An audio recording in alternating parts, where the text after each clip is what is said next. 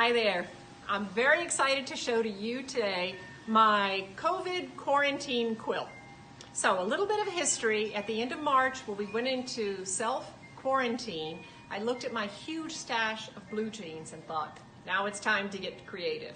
So this is what I've made, and I want to show you a few of the techniques I used.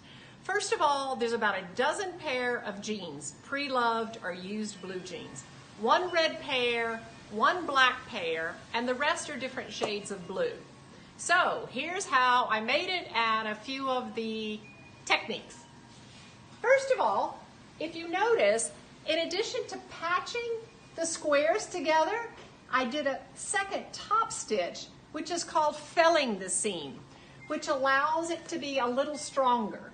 So I started making different patches and sewing them together with felled seams. If you look at all the different colors, the shades of blue, those are all different blue jeans. All the stitching is done in either white or blue, with the exception of this, which is my trademark, a little bit of red. So here you'll see a big red square, and it has a buttonhole stitch around the side, exposing 3 other little squares underneath. This one also, but this one is appliqued on top. It's a patch of red and blue on top of the black square. This one I call the little peepholes. Here's a rectangular square, and underneath you have blue jean, a red jean, and the black jean. This one is a circle with 3 different pieces underneath. This is called sashiko, or sashiko stitching, the Japanese stitch, which is very similar to a running stitch. Over here, you see concentric circles in blue, and it's fun because they intersect with these concentric circles here.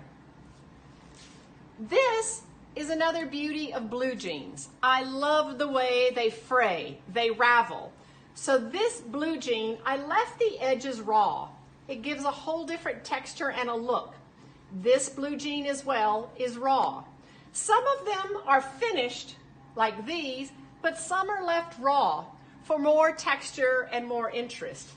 Here we have another peephole. We have 3 different applique. This has been stitched by machine as opposed to by hand. Here we have some vertical bars showing through from underneath. This is the back. It's a big mess. The only problem now with this quarantine is I've run out of fabric, believe it or not. So I don't have batting, I don't have the backing, and I don't have enough to do the edges. So one day it will become a quilt, but in the meantime, it's simply my quarantine COVID quilt. Thank you for joining me.